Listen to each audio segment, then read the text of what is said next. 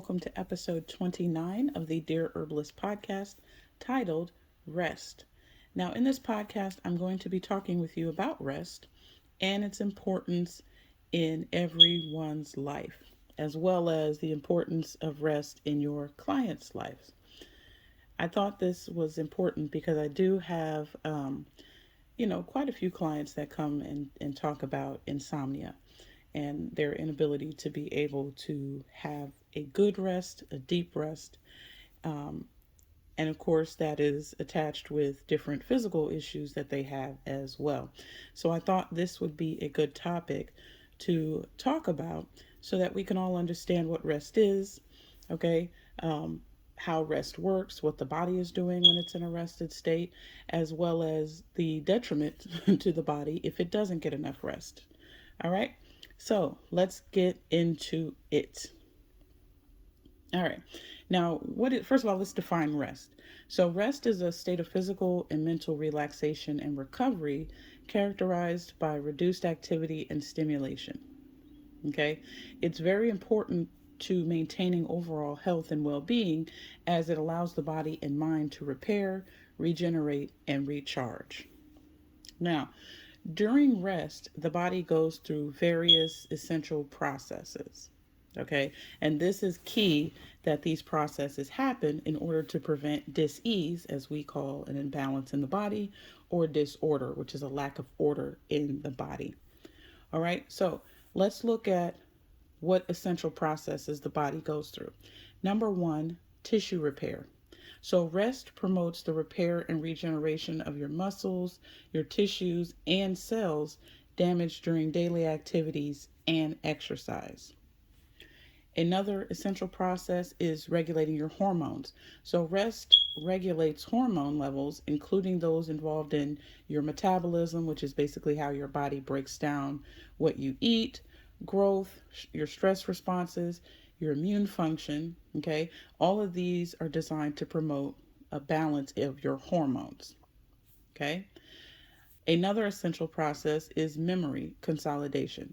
So rest facilitates the consolidation of newly acquired information, your memories, and it enhances learning and your cognitive function. Didn't know that, did you? All right. Another essential process is your immune function.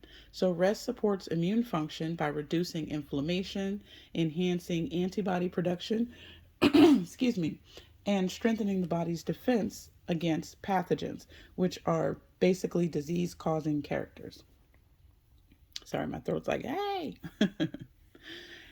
Another essential process is energy restoration. Okay, so rest also allows the body to replenish energy stores such as glycogen in the muscles and liver and conserve energy for essential physiological functions. Okay, now one key thing to know about energy is that the body uses energy all the time.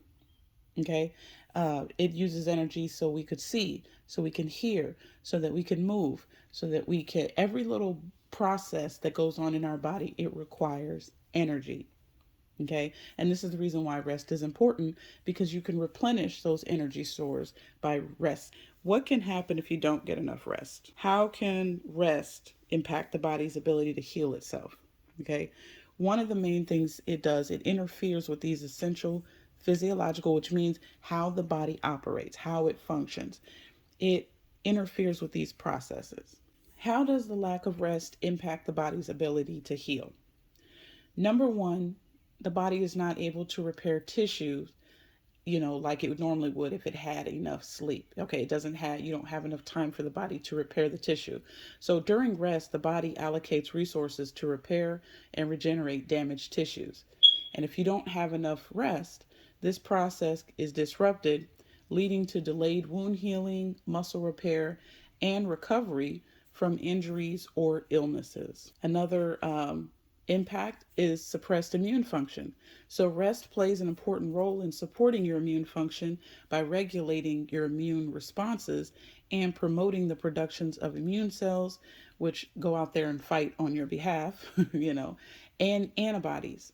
So if you have chronic sleep deprivation or you don't have enough rest, This can weaken your immune system, making the body more susceptible to infections, illnesses, and delayed recovery. Altered hormone levels. Okay.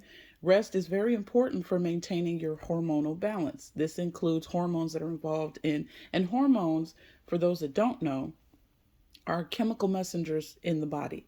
Okay. They go throughout the body, they tell certain things how to function, what to do, and all of that. And so if you have low amount of hormones or they're not acting correctly, the messages can't be transmitted throughout the body. Okay. And so hormones are involved in metabolism, your stress response, and repairing tissues. Okay. So lack of rest can disrupt how your hormones are regulated, leading to imbalances that if impact your energy levels, your mood, how you eat, what you eat, and your overall health. All right. Another issue that can occur is increased inflammation. So, chronic long term sleep deprivation or insufficient rest can trigger systemic inflammation. Okay, and this is characterized by elevated levels of your inflammatory markers in the body. And inflammation plays a role in a myriad, okay, of chronic conditions such as cardiovascular disease, diabetes, autoimmune disorders, and these hinder the body's healing process.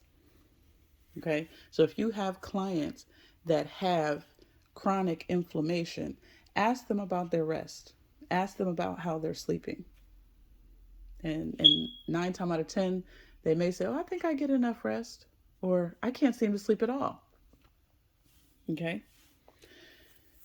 Next one is impaired cognitive function.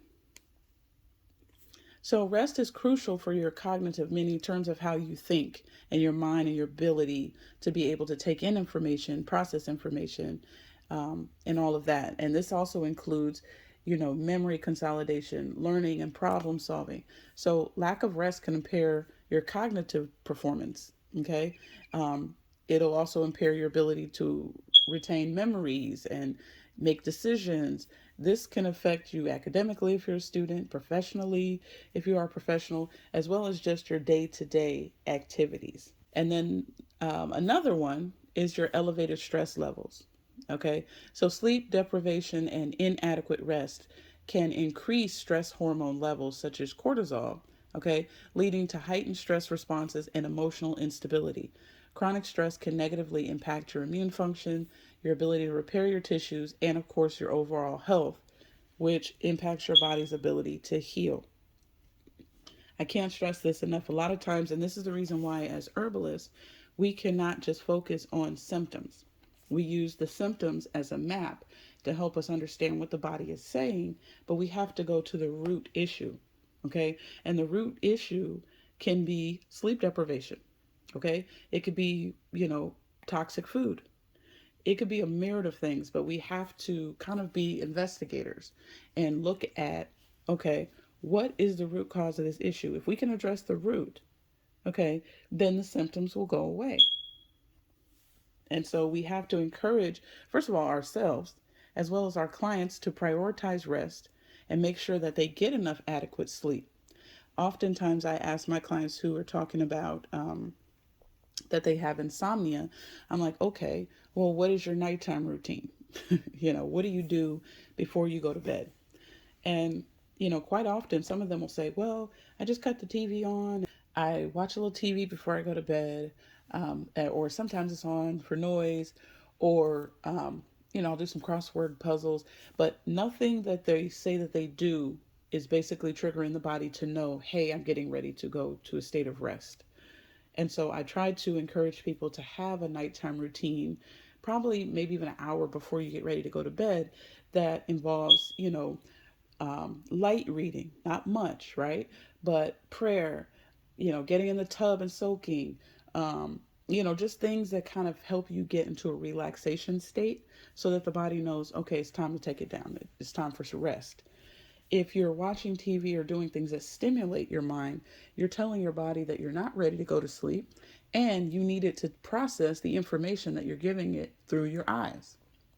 Okay? Or even through your ears. If you're hearing, oh, I like to listen to music and I like to, no, just try to rest. Silence. And sometimes, People are afraid of the silence. They don't like silence. What will I hear if things are silent? Um, I have to have noise occupying my mind or my space at all times, not realizing that your body pays the price for your inability to want to rest. But you have to rest because it requires energy to keep you up, to maintain you, to keep your activities going. All of this requires energy. And if these stores are constantly being depleted, then that's going to impact your ability to heal, especially if you have an issue. But even if you're not, even if you don't physically have an issue, you are on your way to having one if you don't rest.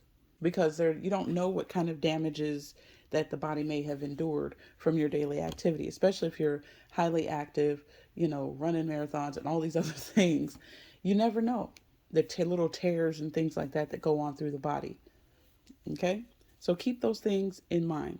Now, let's talk about how you can, because I'm definitely solution oriented, right? How can you enhance your rest and maximize the benefits? Okay? First thing, and you can tell this to yourself. Okay, I always speak to myself first as an herbalist, then I speak to clients, right? Prioritize sleep. This is the first one. So make sure that you have enough adequate and quality sleep, okay, by having a consistent sleep schedule. And if you have a client or you yourself are dealing with a chronic issue, you need a sleep schedule. You've got to rest. Make sure that the environment that you're in is conducive to, and practice some relaxation techniques before you go to bed. All right. So if your kid's walking in there banging on pots and pans, the fish is jumping out the bowl, all this noise is going on. That is not conducive to a relaxation and sleepy ready environment. All right. So make sure your environment is ready. And it's good for your kids too. If you have children, okay, don't just go from snatching them off the video games to throwing them in the bed. No, we need to, an hour before bed, let's shut it all down. Okay. And help them prepare for bed as well. If you can help start these practices while they're little, then they'll grow up doing these things. Now, another thing you can do to maximize rest is to practice mindfulness. Okay. Now, what I like to do, first of all, pray. Second of all, think about all the things that you are grateful for. Prayer is a thing that the scriptures say, cast your cares on Him. So you should never be going to bed with the cares of this world and worries and stress on your mind. So before you go to bed, pray. Talk to the Most High. Give Him all your concerns, all your worries. I don't care if it seems minute. I don't care if you think it's even too big for Him to handle. Give it to Him. Because if you don't, you're going to be mulling on that and you're going to be meditating. Okay, when people say meditate, it's kind of over and over thinking, chewing on, digesting the same thing, right? So you don't want to be meditating on worry and stress and the cares of this world. All right? You want to focus on things that help you grow and build you up and, put you in a state of gratefulness. All right? So you want to do that. Okay? Also, do some muscle relaxation. Okay? There was this one exercise that I did, and it was actually pretty good. I didn't realize how tense that I could get. And so you just lay in the bed, okay? And you start with, I think you had to start with our feet, okay? You try to tense up that muscle, okay? Hold it for maybe like 10 seconds, and then you release it.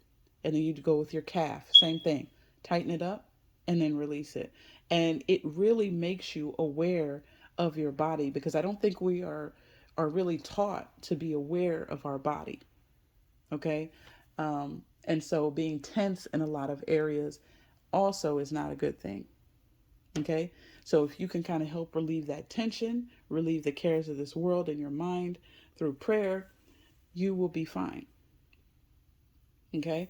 Now, some of your clients, or people may say, well, I don't believe in prayer. I don't believe in any higher power. I don't believe in anything. Well, there's nothing you can do about that because the recommendation is not going to change. You know what I mean? You have to have a way, even if you want to journal. You have to have a way to get the worries and cares and frustrations out of you, okay?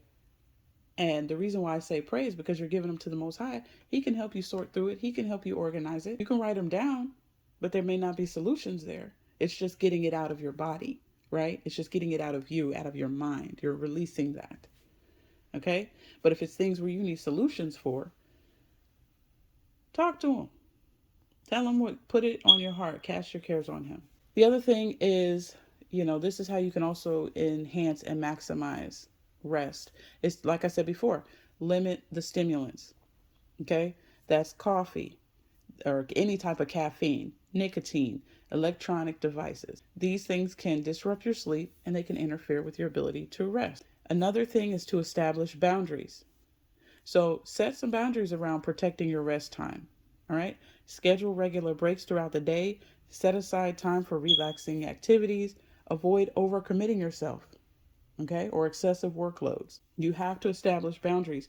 Oftentimes, I find when people give this type of advice, others want to say, like, oh, well, it's easier said than done. And, I got to do this. I can't rest. I got to go and do this and this and this. And so people find a million excuses as to why they can't sit their happy hips down, even for 30 minutes. Don't make it that deep.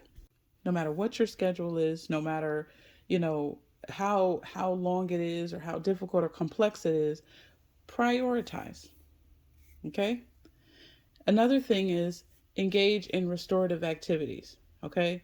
So gentle exercises, go for a walk, get in the tub. Put a little Epsom salt in there if you can't afford spas and all this other kind of stuff.